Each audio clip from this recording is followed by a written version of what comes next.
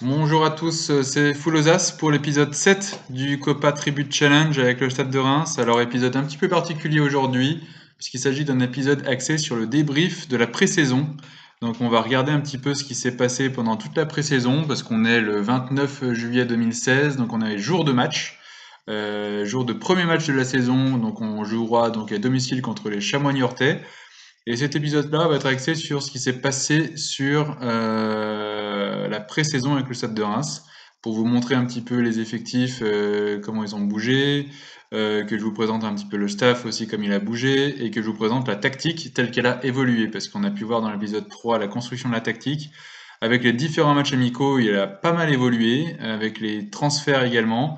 Donc je vais vous expliquer tout ça en quelques minutes. Alors, dans un premier temps, on va regarder ce qui s'est défini et ce qui s'est décidé en termes de transfert. Alors, il n'y a pas eu énormément de mouvements, parce que, ben, comme vous pouvez imaginer, en Ligue 2, le budget est quand même limité.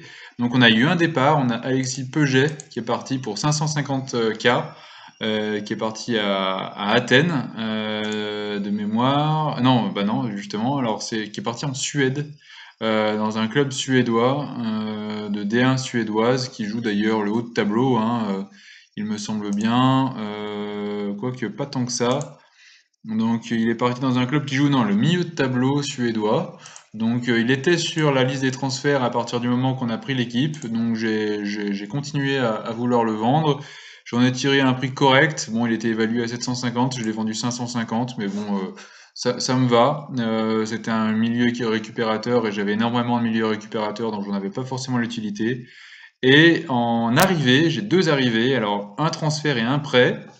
Alors un transfert, et ça on l'avait vu dans un des épisodes, un des premiers épisodes, Enzo Zidane, le fils de Zinedine, donc qui jouera avec nous cette année, donc qui a été transféré, que j'ai acheté au Real Madrid pour pas très cher en plus, pour 600K, alors qu'il est déjà évalué à 700. Et au-delà du niveau qu'il a actuellement, qui est quand même moyen, un 2,5 en étoile, et des stats correctes, mais bon, limitées pour le moment, il a surtout un énorme potentiel, hein, de 5 étoiles pleines.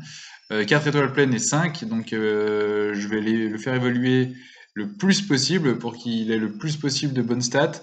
Là, à l'heure actuelle, hein, on voit des stats très intéressantes en technique et en passe, et puis qui est très déterminé. Donc ce 16 en déter va peut-être nous permettre de le faire évoluer assez vite.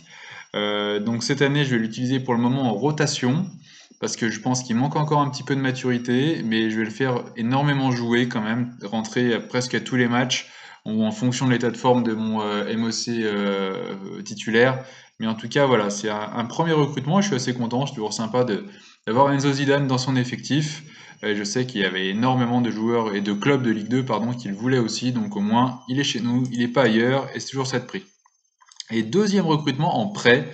Et là, je suis particulièrement content de ce recrutement en prêt pour un an. Un jeune de 21 ans, kosovar, Bezar Halimi, qui joue donc à Mainz en Allemagne à la base et qui a été prêté donc au Stade de Reims pendant un an. Et là, vous pouvez voir de super notes pour un MOC qui joue donc meneur de jeu avancé, exactement comme il faut, avec des. En plus, je fais jouer en attaque, hein, donc vous pouvez voir les stats intéressantes qu'il a. 14 en contrôle de balle, 15 en dribble, 14 en passe, 15 en technique, et ce petit 17 en inspiration, et ce petit 15 en vision du jeu, qui va nous permettre de faire très belles passes décisives, sans aucun doute. Donc je suis très content de ce joueur, qui a pour le moment 3 étoiles et demie de niveau actuel, et un potentiel de 5. Donc une bonne petite pépite qui sera idéale pour cette Ligue 2, et qui j'espère fera la différence dans les matchs importants. Et en termes de stats, vous voyez, il a fait 6 apparitions pendant les matchs amicaux, il a marqué 3 buts, il a fait 2 passes décisives, il a été une fois homme du match, et il a une moyenne de 7,31. Donc vous voyez que c'est quand même un joueur qui est quand même très intéressant dans mon effectif. Donc voilà pour le récap des transferts. Donc on a un effectif plutôt conséquent, hein, mais très complet, et qui va me permettre de faire un turnover très intéressant sur ma tactique. Alors justement, en parlant de tactique, qu'est-ce qui a évolué? Donc vous aviez pu voir dans l'épisode 3 que j'étais plutôt parti sur un 4-1-2-3, avec un milieu défensif et deux ailiers et un attaquant devant, et un meneur de jeu qui était plutôt au milieu de terrain ici. Sauf que là, je me suis vite rendu compte que avec cette tactique-là, mes attaquants avaient très peu de ballons et on était très peu efficace offensivement. Donc je lui ai voulu monter un peu d'un cran et proposer un 4-2-3-1, et avec mes recrutements de Halimi et de Zidane, c'était parfait pour ce poste-là. Et je crois que j'ai bien fait de le faire, et on verra après pourquoi. Je vous présenterai les résultats de ma préparation. Alors, cette tactique, je suis sur un 4-2-3-1 on ne peut plus classique, avec un contrôlé souple pour laisser un petit peu de liberté quand même et qu'il y ait un petit peu de mouvement sur le terrain. Et en termes de consignes collectives, je suis sur un niveau de rythme plus élevé, étant donné qu'on avait vu dans les premières stats que j'ai quand même un contrôle de balle et des passes, etc., qui est de très bonne qualité pour de la Ligue 2. Donc un rythme plus élevé permet justement de jouer plus vite, et ça sera parfait pour mettre un petit peu dans l'embarras les défenses adverses. Plutôt dans la largeur, ça c'est quelque chose que je me suis rendu compte parce que j'avais mes ailiers qui avaient très peu de ballons, donc j'ai essayé d'élargir le jeu, donc plutôt dans la largeur, voire peut-être même jeu large de temps en temps, je verrai en fonction du nombre de ballons touchés par mes ailiers, et plutôt dans la largeur pour écarter le jeu au maximum et laisser de la liberté à mon meneur de jeu avancé qui est quand même mon joueur phare. En termes de défense, rien de bien sophistiqué, si ce n'est énormément de pressing. Et vous verrez que dans les consignes individuelles et dans les caractéristiques, voilà, j'ai fait en sorte de vraiment presser pour vraiment récupérer le ballon très vite à chaque fois. Et après, prendre la maîtrise du jeu avec un jouet plus court, ne balancez pas en défense et exploiter le flanc droit et le flanc gauche. Et ça, c'est par les conseils de Touma que j'ai fait ça, parce que je me suis rendu compte que sans exploiter le flanc gauche et le flanc droit, mes ailiers touchaient très peu de ballons. Et malgré leur décrocher plus, etc. Donc par contre, en passant un petit peu plus sur les ailes, ça leur permet à eux de toucher plus de ballons, donc à mon MOC de désaxer et de leur passer sur le côté pour qu'ils centrent. Donc ça, voilà pourquoi j'ai ces deux exploités en termes de construction et en termes de consigne d'équipe. Le dédoublé sur les ailes, un petit peu classique en 4-2-3-1 avec mes ailiers offensifs, et décrocher de vos postes pour qu'ils puissent récupérer, pour qu'ils puissent proposer énormément de solutions et qu'on puisse garder la balle et le contrôle de la balle le plus longtemps possible. Voilà pour mes consignes d'équipe. Je vais pas faire toutes les consignes individuelles, mais je vous présenterai ça au fur et à mesure des matchs dans les prochains épisodes. Et voilà pour ma consigne et voilà pour ma tactique actuelle que j'ai énormément peaufinée, avec voilà mes meilleurs tireurs de corner et de coups francs mis en avant, avec des consignes particulières, avec énormément de pressing pour récupérer les ballons, ce que je vous disais un petit peu plus tôt. Voilà pour l'évolution de la tactique, hein. Donc en résumé, donc une ligne de 4 qui est quand même assez classique avec mes deux ailiers, mes deux défenseurs latéraux qui montent pour venir soutenir et voire même dédoubler avec mes ailiers au-dessus. Un meneur de jeu en retrait, un Devaux et Kankava qui jouent en milieu récupérateur, que j'ai des fois tendance à mettre en défense plutôt qu'en soutien, en fonction de la place que demande et dont a besoin Halimi. Et Halimi qui est vraiment mon joueur phare, mon meilleur joueur, et c'est un petit peu sur lui que repose le match. Et voilà, plus il sera en forme et plus il progressera, plus mon équipe se mettra au diapason. Donc je compte énormément sur lui et sur sa doublure Enzo Zidane. Devant, alors j'ai pour le moment un attaquant pivot, comme vous voyez, parce que j'ai un fort potentiel en détente verticale. J'ai une équipe qui est très grande, qui en impose, donc je me dis que c'est quand même intéressant, quitte à dédoubler sur les ailes et à centrer, que j'ai un attaquant qui puisse prendre les ballons de la tête. Je trouve ça très intéressant. Et en pivot, ou pour le remettre sur mon attaquant mon meneur de jeu qui pourra frapper, ou carrément finir les actions de la tête. Donc c'est pour ça que j'ai souvent tendance à mettre en pivot mon attaquant, et qui est de toute façon presque exclusivement pivot. Et de temps en temps, ça m'arrive aussi de mettre Gaëtan Charbonnier en renard des surfaces pour venir finir les actions. Mais on verra que pour le moment, si je devrais mettre en avant un petit point faible, c'est quand même mon attaque et c'est quand même mes attaquants qui sont pas des finisseurs extraordinaires. Donc on verra à la mi-saison, on verra donc au mercato d'hiver s'il faut pas recruter ou au moins se faire prêter un attaquant un petit peu plus tueur dans la surface de réparation, puisque pour l'instant ça manque un petit peu. Voilà pour la tactique que je vais sûrement utiliser pour toute la première partie de saison, puis on verra bien comment ça évolue. Qu'est-ce qui s'est passé ensuite en termes de staff? On a vu un recrutement de staff où j'ai essayé de prendre des super staffs qui me permettent pas d'être top et d'être premier sur tous les niveaux quand je compare avec les autres préparateurs de la Ligue 2.